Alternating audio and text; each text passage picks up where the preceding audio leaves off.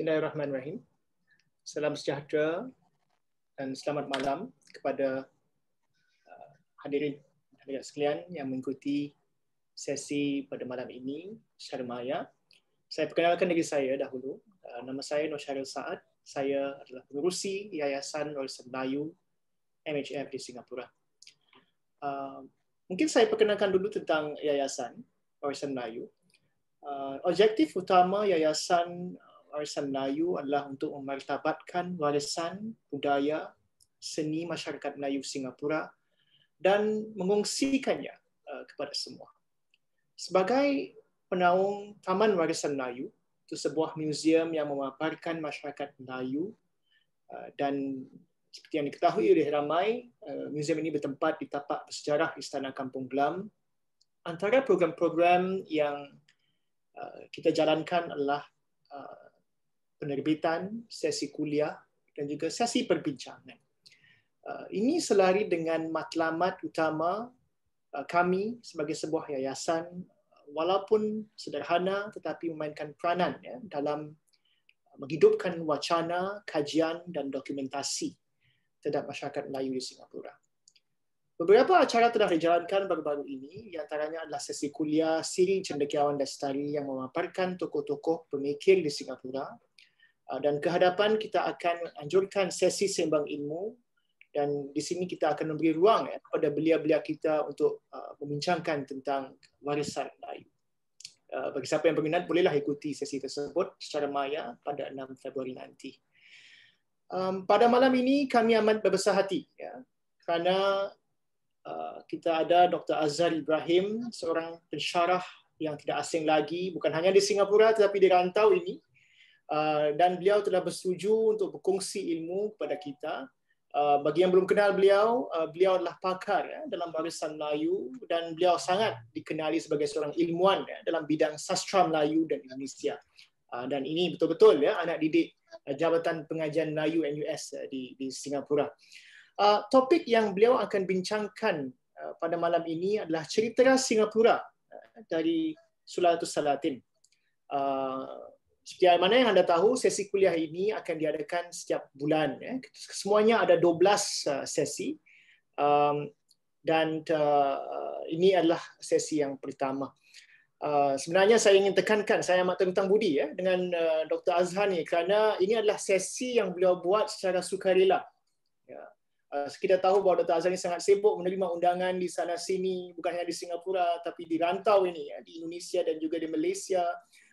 Dan memberikan sesi kuliah ini dan beliau buat ini secara sukarela untuk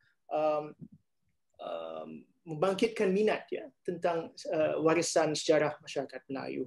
Dan sesi ini sebenarnya percuma diberikan, tapi yang penting adalah untuk mereka yang ingin mengikuti sesi ini adalah untuk daftar dan pada mereka yang ikuti sekurang-kurangnya 10 sesi, kami akan berikan semacam sertifikat. Dan sebenarnya saya tidak mau membuang masa kerana sesi ini mungkin sebenarnya adalah untuk Dr. Azhar untuk berkongsi ilmu. Dan cuma harapan saya adalah untuk terus agar pendengar-pendengar di alam maya terus menyokong usaha kami di Yayasan Warisan Melayu.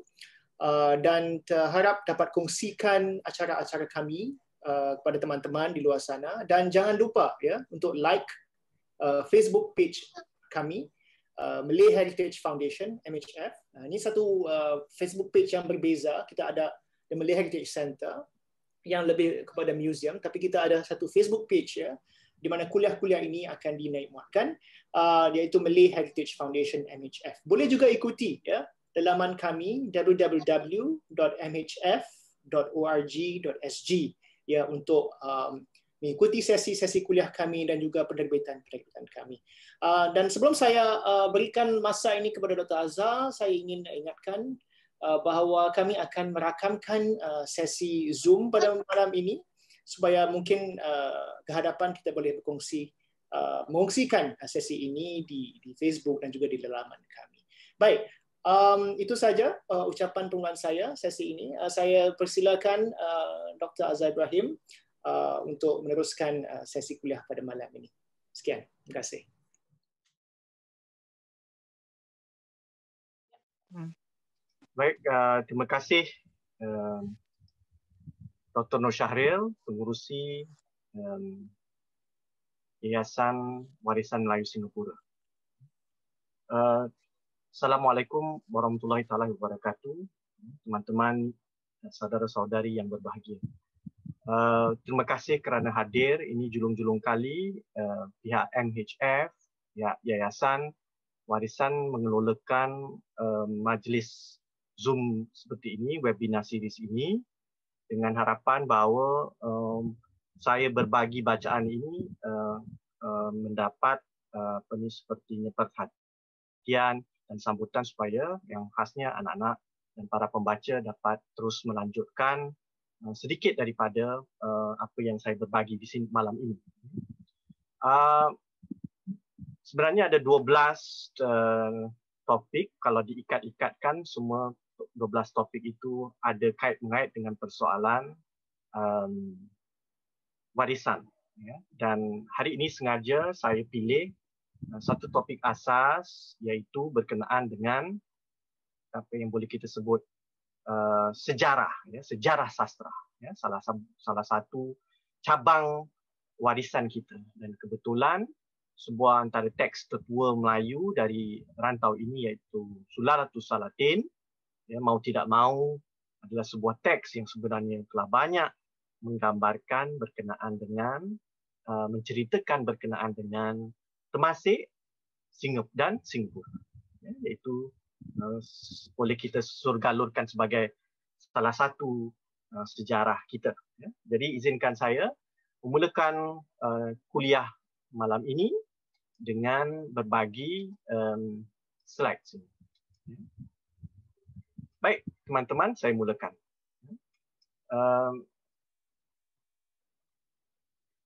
Boleh? Ya. Judul yang telah saya berikan, Ceritera. Ceritera itu adalah memang perkataan Melayu lama, sebenarnya boleh disebut sebagai cerita. Dan Sulalatus Salatin adalah nama teks asal. Ya. Seringkali kita sebutnya sebagai sejarah Melayu, dalam bahasa Inggerisnya The Malay Annals. Tapi judul aslinya adalah Sulalatus Salatin. Ya. Ini adalah sebuah teks yang kadang-kadang pernah disebut sebagai antara yang terbaik dalam sejarah dunia persuratan Melayu. Saya mulai dengan kutipan dari seorang sejarawan Amerika terkenal yang menyebut, "The past suggests what can be, not what must be." Dalam pengertian itu mengundang pertimbangan kita menilai sejarah. Dan bila melihat sejarah, pastinya kita harus cermat menilai isi kandung, nilai, pandangan dunia, aliran pemikiran dan sebagainya. Ya, tidak wajar kita sekadar mengambil apa jua yang datang dari masa silam sebagai sejarah. Perlu kita fikirkan betul-betul apakah ia memang sebuah sejarah ataupun ia sebuah dokumen atau teks, ya, yang lahir dalam sebuah lembaran sejarah tetapi mengandungi niat ataupun pesanan ataupun muatan fikiran yang bertolak dari kepentingan tertentu.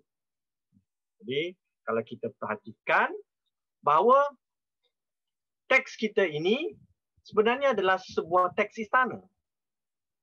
Dan judulnya itu sendiri kita tahu, Sulalatus Salatin, susur galur raja-raja.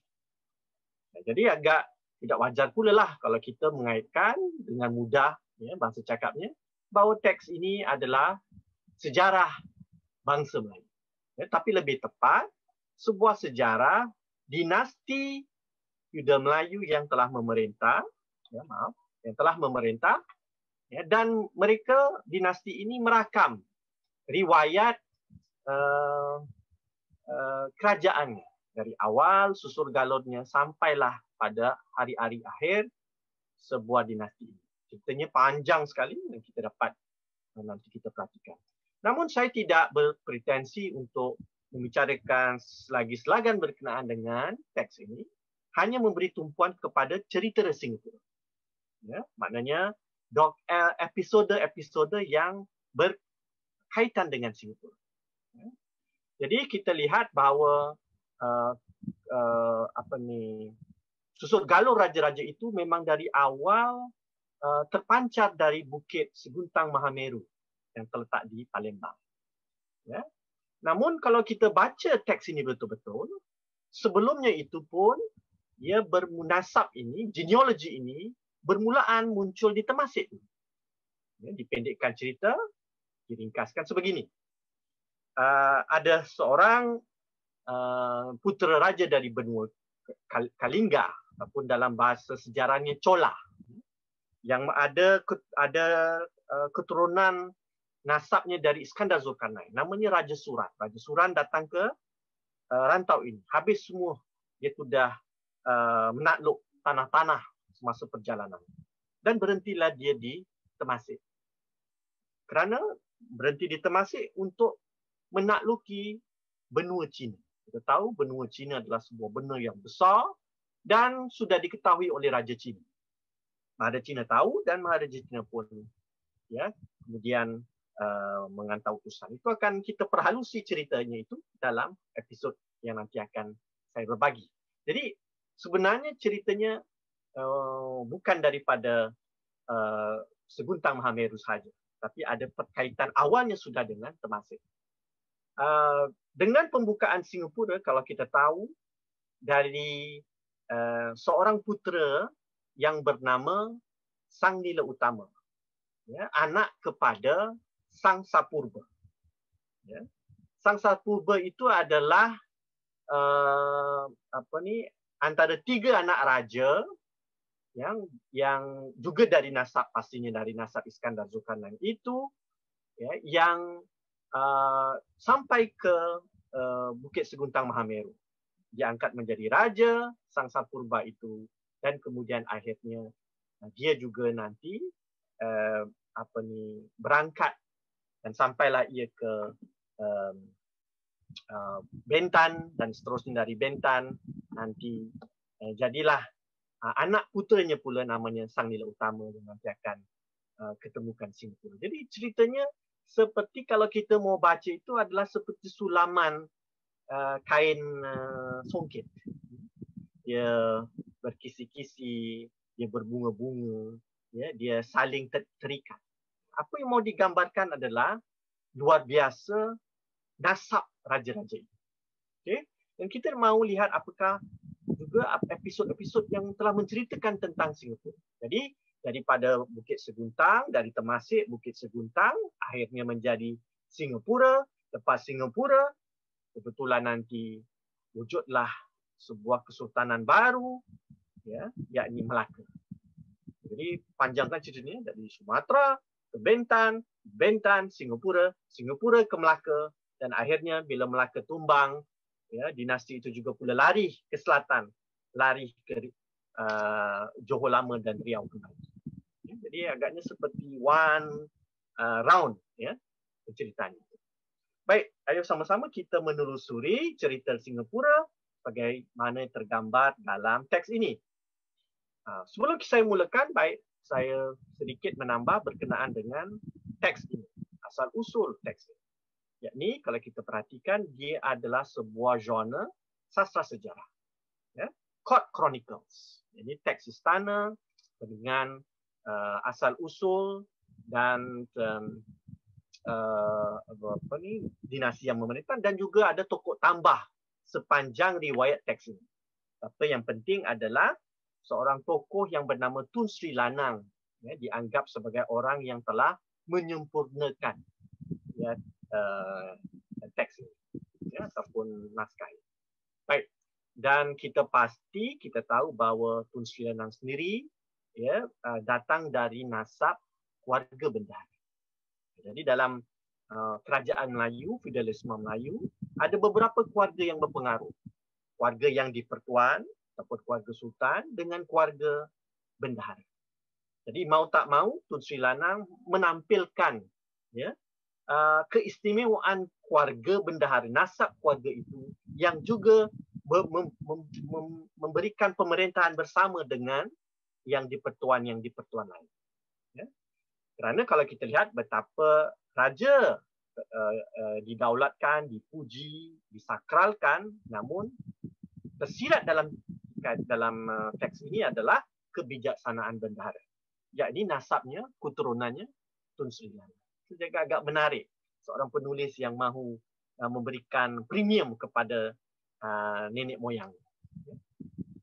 Kita pasti tahu bahawa sejarah Melayu bertaburan naskahnya kerana sifat naskah Melayu itu sering disalin dan disalin. Setiap berapa tahun disalin kerana sifatnya kertas di rantau ini dan juga reproduksi itu tidak ada percetakan, jadi harus ditulis balik.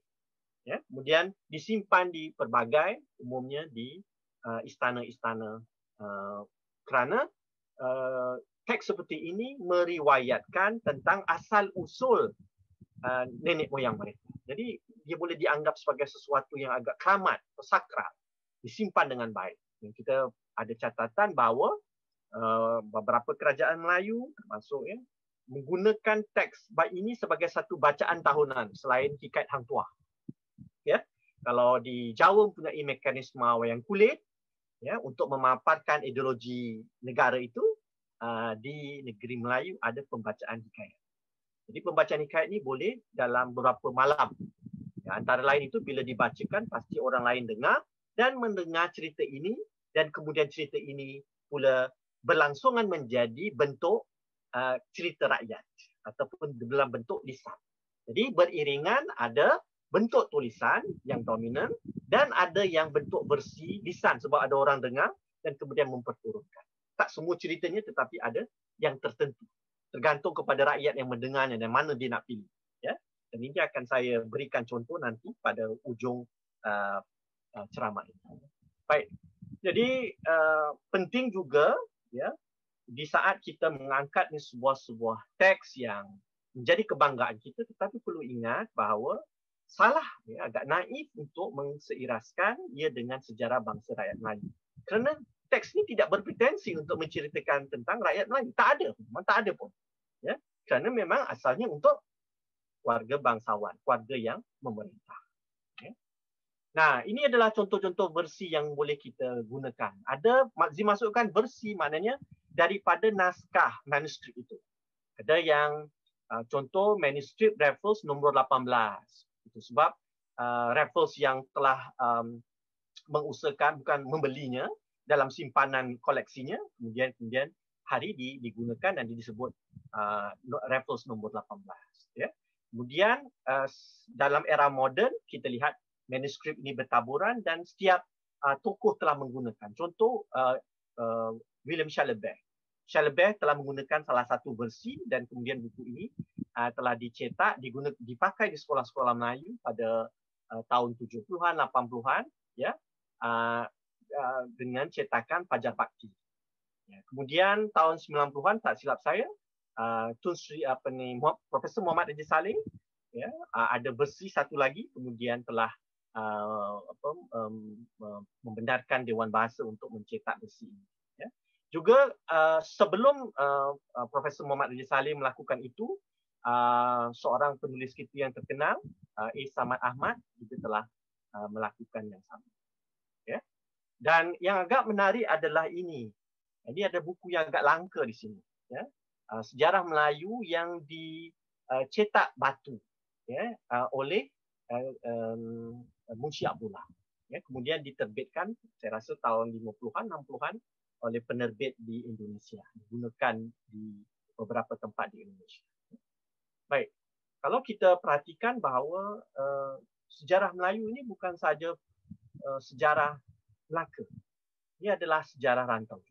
Sebab itu ada perhatian di kalangan teman-teman di Sumatera, ya, teman-teman di Singapura, ya, juga boleh dikatakan juga mendapat perhatian di Jawa dan Kalimantan. Kerana ada disebut. Secara imbas lalu, ya, genre ini, genre sejarah-sejarah istana ini, ya, boleh kita lihat juga dalam beberapa teks Melayu yang lain. Sebagai contoh Hikayat Patani, ya, dari Selatan Thai, sebuah kerajaan Melayu yang besar. Jadi kerajaan itu merakamkan riwayatnya. Kami namanya Hikayat Patani. Aceh juga merakamkan riwayatnya, namanya Hikayat Aceh. Ya. Di Banjar sebuah kerajaan tua, kemudian menjadi Kesultanan Banjar. Kebetulan pada beberapa tahun lalu saya telah memberi kuliah tentang Hikayat Banjar ini. Kemudian di Perak ada sebuah teks Hikayat Merom Mahawangsa, dan di Perak sebuah teks juga namanya Nisa Melayu. Jadi kalau kita nak tahu tentang perjalanan riwayat bangsawan Melayu, feudalisme Melayu, ini adalah teks-teks istana yang boleh kita rujuk. Ya, pasti dengan tema kekuasaan dan kaharnya kekuasaan itu di tangan mereka. Keunikan Singapura dalam sejarah Melayu itu yang penting. Ya. Saya berani mengatakan bahawa kalau anda berikan teks ini kepada anak dari Kelantan, Perak, Terengganu, mereka tak dapat relate. Sebab sejarah ini adalah sejarah berkenaan dengan semenanjung yang di selatan, yang berdepan dengan Selat Melaka, ya, iaitu kita Johor, Riau dan sebagainya, Sumatera. Tapi mereka tidak dapat mengidentifikasi kerana negeri mereka hanya disebut, ya, seimbas lalu saja. Walhal, ya, bagi anak Singapura yang sangat pasti, ya, bangga tentang tanah airnya, ya, akan rasa kagum dengan mendengar cerita-cerita tentang Singapura. Ya, hampir 10 cerita kurang lebih berkenaan dengan Singapura. Kalau kita pecah-pecahkan, ya. Jadi sebenarnya sejarah Melayu saya rasa selain menceritakan tentang Melaka yang selalu digembar-gemburkan, sejarah Melayu dan Melaka, tapi sayangnya kita tidak melihat, ya, juga pembacaan. Saya rasa teman-teman, anak-anak Melayu Singapura tidak memberikan premium pada teks ini. Padahal teks ini adalah teks sebagai kesaksian sejarah yang merakam tentang cerita-cerita tentang Singapura. Sama ada ia secara historis, wajar atau tidak itu perkara yang lain, tetapi sebagai rakaman, ya, sebuah rakaman penceritaan, itu tidak boleh kita nafikan. Ya. Teks ini wujud pada abad, pada mungkin ditulis 16-17 kurang lebih. Ya. Dia tergantung kepada tahunnya. Dan sebelum itu teks awalnya sudah tertulis di Melaka. Jadi ada bila Tun Sri Lanang menulis itu membuat penambahan dan jadilah yang complete set yang kita jumpa hari ini, iaitu Sulalatul Salatin. Jadi dalam Singapura dalam sejarah Melayu dapat kita lihat ada 3 fasa. 3 fasanya adalah Temasek sebelum Singapura dibuka, Singapura sebelum adanya kerajaan Melaka di mana 5 raja memerintah, dan Singapura sewaktu zaman Melaka dan zaman Johor. Jadi Singapura dalam 3 fasa ini. Cuba kita lihat di sini. Bahawa Singapura adalah integral dalam sebuah teks berkenaan dengan, ya, susur galur raja ini adalah berkenaan dengan apa? Mitos dinasti raja yang memerintah. Kemudian kedua, kita mendapat membaca betapa lokasi strategik Singapura, ya, dalam geopolitik serantau. Maaf ejaan salah tu.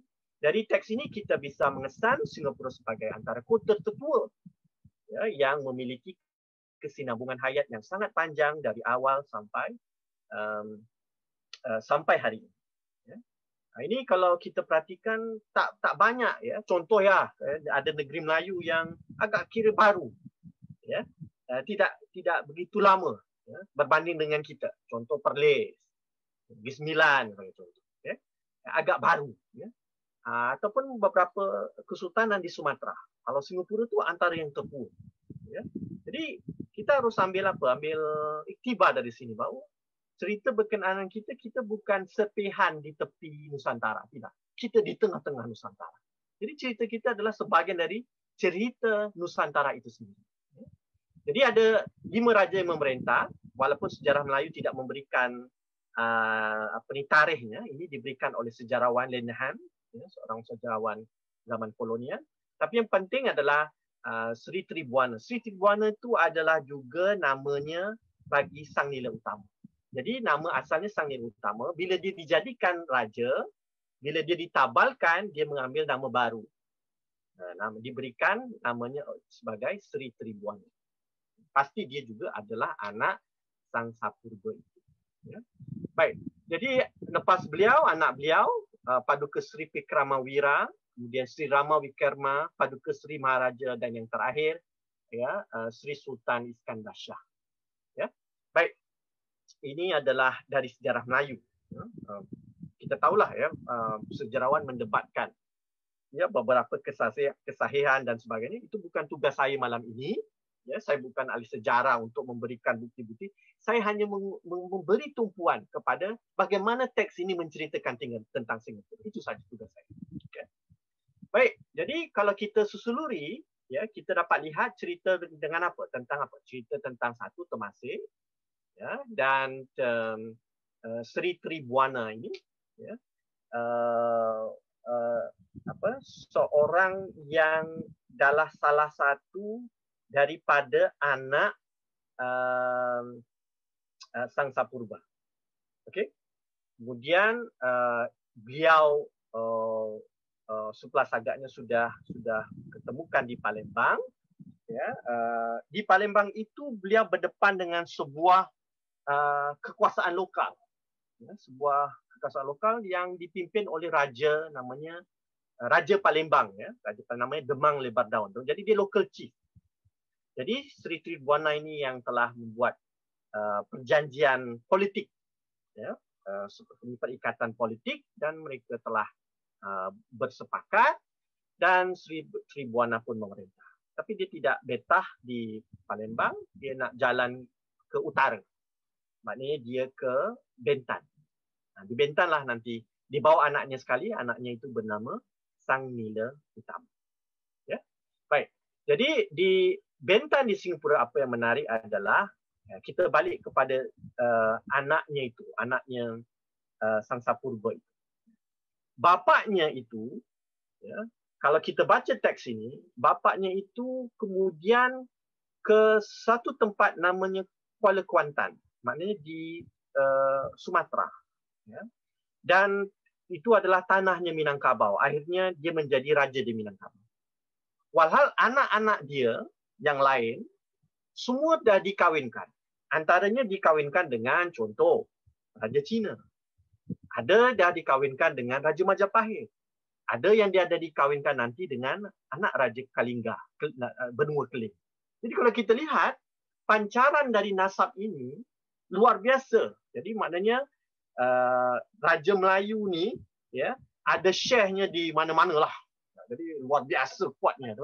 Bayangkan, ya, dia kata nasab Raja Cina itu pun datang daripada dia sebab Raja Cina kahwin daripada salah satu anak dia.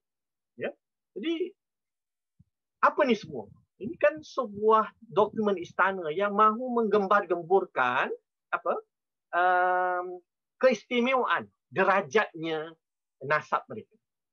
Jadi klaimnya tu kalau dalam bahasa Inggeris apa ni royal claim, robust and royal claim. Ya.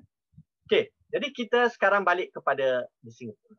Ya, jadi di Bentan anak dia tu Sang Nila Utama. Sang Nila Utama ni dia kata dengan mak angkat dia lah, dengan bukan mak angkat mungkin mak angkat dia apa ni iaitu pemarsurinya Pulau Bentan.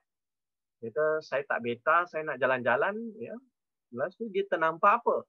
Dia ternampak sebuah dari pulau jauh, ya, dari dia nampak sebuah hamparan putih, pulau yang putih. Dia kata, apa tu pulau? Dia kata, oh, menteri dia kata, oh, itu Temasek. Dia kata, okey, kalau gitu saya nak pergi ke sana. Jadi dia berangkatlah daripada Bentan, berangkat ke. Jadi macam kita nak pergi Batam lah tu, 45 minutes ferry ride, ya. Tapi dia dah bawa kelengkapan pelan-pelan. Semua dah bawa. Tapi menariknya sebelum itu, sudah ada alamat-alamat baik. Antara alamatnya adalah Sang Nila telah dapat membunuh seekor kijang dengan perisai dengan senjata. Itu dah ada alamat baiklah. Ya. Tapi bila nak masuk Singapura ada alamat tak baik pula. Yang terjadi adalah sampai di perairan Teluk Belanga terjadilah ribut taupan. Ya. Ya. Kalau kita pergi ke Teluk Belanga Sentosa tu air dia very choppy gitu kan. Nak pergi Bentan daripada World Trade Center kan selalu gitu kan. Konon-konon lah. Jadi apa terjadi adalah hampir-hampir bateri beliau karam. Jadi dinasihatkan supaya dia membuang mahkotanya. Dibuanglah mahkotanya maka redalah. Ya. Jadi artinya ada satu tanda di sini bahawa pulau ini tidak dapat menerima, ya, dapat menerima apa ya, sebuah kerajaan Tapi kalau fikirkan tidak pula sebab ada 5 raja yang memerintah. Ya. Baik apapun petanda itu boleh kita spekulasilah apa maksudnya. Sampai mendarat di Kuala Singapura. Kuala Singapura di mana? Itulah Padang tu. Ya, the river mouth of Singapore. Kuala Singapura. Sekarang orang dah tak panggil Kuala Singapura lah. Ya, orang dah panggil apa? Esplanade ke apalah gitulah ya. Jadi sampai di situ mendarat nampak kelibat seekor singa. Seekor binatang. Tak tahu namanya apa. Dia tanya apa benda tu. Ya. Dia cakap, oh tuanku, saya dengar binatang ini adalah seekor singa. Ya. Jadi seekor singa itu rantau ini tak ada singa. Ini menarik. Tapi digambarkan apa? Digambarkan sebagai apa? Badannya hitam itu, ya, kepalanya merah dan dadanya putih. Dadanya putih, badannya merah. Itu kan macam Singapore flag lah. Dah dibayang-bayangkan Singapore flag lah. Kurang lebih. Ya. Jadi agak menarik. Jadi dia kata, okey kalau gitu kita ambillah sempena nama negeri ini Singapura. Ya. Pura itu adalah kota, ya, ataupun puri pun boleh kadang disebut, ya, Singapura. Baik. Dan kita tahu bahawa ada beberapa juga kota di Champa, ada yang nama juga namanya Singapura. Ini kota Champa yang tua dulu. Ya. Baik. Apapun ini adalah secara simbas lalu berkenaan dengan cerita-cerita yang terdapat. Serangan Majapahit, ya, hubungan dengan Majapahit, badang yang setia, Tunjana Katib, Singapura dilanggar todak, budak yang teraniaya itu dicampak ke laut, yang banyak orang sebut apa? Hang Nadim. Salah. Itu versi Cathay Chris, filem Melayu tahun 60-an. Teks itu tak sebut budak. Tak sebut pun budak tu lelaki perempuan. Tak tahu. Sebab bahasa Melayu budak kita tak tahu lelaki atau perempuan. Ya. Kemudian Sang Rujang Tapa membuka pintu kota. Ya. Majapahit serang. Ini serangan kedua Majapahit. Bererti kalahlah. Dan larilah Raja Singapura yang terakhir dan terus membuka negeri yang baru namanya Melaka. Jadi agak menarik dinasti. Dari Palembang, berhenti sekejap Pentan, ya, bertapak di Singapura dan kemudian mengasaskan sebuah kerajaan iaitu Melaka. Sebuah kerajaan besar yang nanti akan menelurkan lagi berbagai-bagai kerajaan yang lain. Jadi kalau kita perhatikan bahawa dari awal Singapura itu sudah direbutkan dari pelbagai kuasa. Ya. Raja Chulan, maaf salah eja di sini, Raja Suran namanya. Raja Suran yang singgah di Temasek, Sri Tibuana yang dari Bentan ke Singapura, maknanya Sang Nila Utama, Majapahit, Melaka, Johor Portugis, Johor Riau, ya, malahan kalau kita perhatikan juga Puak Minangkabau dan Bugis juga pernah bertarung di perairan Tanah Merah, ya, pada abad ke-18 di sini, dan juga kuasa British. Dan termasuk kalau mau tahu Jepun lah. Ya. Baik, kalau kita perhatikan dari sejarah Melayu, ia melahirkan dua teks besar. Jadi kalau nak baca sejarah Melayu, nak tengok the continuity, kesinambungan, kita harus baca ini dua. Tufat Al-Nafi, karangan Raja Ali Haji di Penyengat, Riau, dan satu lagi adalah Hikayat Siak, ya, yang disurat oleh Tengku Said. Ya, ini kedua-dua ni abad ke-19. Maknanya dua puak. Satu puak Melayu bahagian Sumatera membuat version bagaimana mereka membaca sejarah Melayu, sejarah rantau ini. Dan puak satu lagi iaitu Bugis yang sudah termelayu yang terwakil oleh Raja Ali Haji. Ya, jadi agak menarik. Ya, perlu ingat bahawa pembikinan sejarah, penulisan sejarah, ya, mau tak mau adalah sesuatu yang pasti diutamakan oleh sang penguasa. Sebab ia memberikan apa? Memberikan seperti nuansa kepada kekuasaan mereka. Jadi kalau kita lihat bahawa tanggapan pada teks ini, ya, saya dah sebut tadi, ia dianggap sebagai sejarah bangsa Melayu, tapi kalau kita baca balik, tidak, tetapi melainkan sejarah dinasti yang memerintah. Ya, dengan ingatan dan kepentingan ideologi kelas yang memerintah itu. Ya, jadi kita harus jangan baca sembrono saja. Ya. Perlu tahu dari konteksnya siapa yang menulis untuk siapa. Tapi kemudian zaman pada kolonial kita lihat Raffles telah mengamati teks ini, ya, dan melihat betapa Singapura sudah memang terpilih sebagai tempat yang strategik. Makanya ya tidak heran kerana Raffles telah memilih ini. Asalnya mau dijadikan tempat mereka itu Bengkulu sebenarnya. Ya.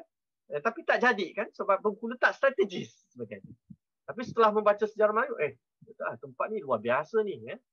Kemudian tanggapan Muhyiddin Abdullah tentang teks ini juga. Muhyiddin Abdullah puji teks ini kerana bahasanya yang bagus. Ya, bukan kerana isinya tetapi. Dan kalau kita perhatikan pada zaman kolonial dengan adanya cetak batu, teks ini telah dicetak, ya, maknanya dah diperbanyakkan dan digunakan untuk sekolah-sekolah. Macam sekolah Melayu ajalah. Jadi diajar teks. Sebab tak ada textbook awalnya. Jadi teks ini dianggap sebagai teks baik dalam penggunaan lafaz Melayu, ya. Dan pada abad ke-20 bila gemencapnya nasionalisme Melayu, kita lihat bagaimana teks ini juga direbutkan sekali lagi. Ya, menjadi sesuatu yang untuk mengangkat rasa kebangsaan. Walaupun ya secara intipati ia adalah sebuah sejarah feudal. Tetapi mau tak mau, ya, cerdik pandai Melayu mengambilnya dan telah menjadikannya sebagai satu bahan. Dan kesan daripada itu adalah kita lihat sepanjang sejarah pensejarahan Malaysia, ya, sifat Melaka sentrik itu sangat-sangat kuat. Sehingga kan negeri-negeri lain yang juga punya sejarah panjang tidak diberikan premium yang setinggi itu. Baik, kalau kita perhatikan di Singapura pula, ya, naratif dalam sejarah Singapura mulanya agak keberatan menerima. Saya rasa pasti yang masih banyak keberatan kerana kesahihan sejarahnya. Ya. Sejarawan ada banyak mazhab lah. Ya. Tapi apapun, kalau kita lihat pada bicentennial yang lalu, ada keterbukaan. Ya, dengan adanya bicara tentang Singapura, sejarahnya 700 tahun sebelum 1819. Ya, jadi itu adalah sebahagian daripada juga akur bahawa apa yang dibicarakan dalam sejarah Melayu itu wajar. Ya, sudah dulu, kalau dulu ditolak, kan tidak. Kalaupun tidak pun secara historis ditolak, tetapi secara naratif, kultural, ya, setidak-tidaknya tidak boleh dinafikan. Ya. Dan apa yang penting juga, karya ini sepanjang sejarah, sejak abad ke-19 khasnya, ya, telah banyak menginspirasi penulisan prosa, puisi, filem, drama pentas, lukisan. Saya ada kuliah yang khas untuk bicarakan tentang ini. Dalam dunia kejayaan, lapangan ini terus dipertarungkan. Ya, jadi sengit dalam pengajaran Melayu, ya, berdebat tentang teks ini, termasuk teks Hang Tuah. Ya. Baik, ini yang kita dah masuk cerita-cerita pilihan ini. Ya, jadi saya akan baca sedikit, kemudian intipati ceritanya tadi mungkin teman-teman dah dengar. Ini kurang. Jadi malam hening seperti ini, yalah kita baca hikayat lah. Saya tak boleh bacakan hikayat ya 7 hari 7 malam. Tapi sekurang-kurangnya kita boleh menikmati ini. Ya, sedotan daripada Sulalatus Salatin. Maka kedengarlah kabarnya ke benua Cina. Mengatakan, Raja Chulan datang menyerang kita. Membawa rakyat yang tiada terpermenai. Sekarang sudah ia ditermasuk. Ya, jadi Raja Cina dah dengar. Maka Raja Cina pun terlalu haibat mendengar khabar itu. Maka beliau menitahkan pada menterinya dan pada pegawainya. Apa bicara kamu sekalian pada mencuakkan bala ini? Ya, jikalau sampai Raja Keling itu kemari, nescaya binasalah benua ini. Raja Keling itu dimasukkannya adalah Raja Suran. Raja Suran ini yang jadi induknya nanti pada raja-raja Melayu itu. Ya, jadi kita ada darah apa? Darah Chola, darah dia kata apa? Ada Chola, dan dari Chola itu ada Iskandar Zulkarnain, Alexander the Great.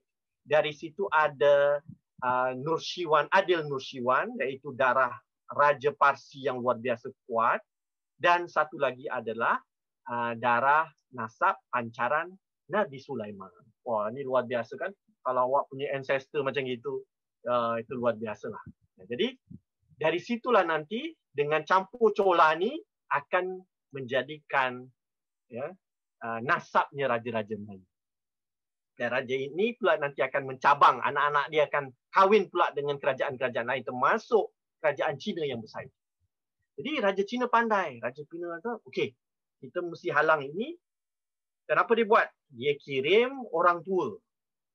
Ya, Perdana Menteri itu menyuruhkan melengkap sebuah pilu, ya, sebuah bot lah, ya. Kemudian diisinya jarum seni-seni yang berkarat, diambilnya pohon kesma dan pohon bidara, dan segala buah-buahan yang sudah berbuah ditanam di pilu itu, dipilihnya segala orang tua-tua yang sudah tanggal giginya, disuruh naik ke pilu itu. Maksudnya gini, ya, ceritanya adalah Raja Cina itu letakkan ini, biji sesawi, jarum yang karat, ya, kemudian apa lagi, orang tua. Jadi bila sampai di Singapura, sampai ke Temasek, itu jam belum Singapura, Temasek, ni Raja Chulan dengar. Dia kata, kau panggil ni orang yang dari China ni, macam mana nak pergi ke China? Dia kata, okey, tuanku, sangat jauh tuanku, tak boleh tahan. Waktu saya dalam kapal ni, saya budak baby lagi. Tengok sekarang saya dah tua.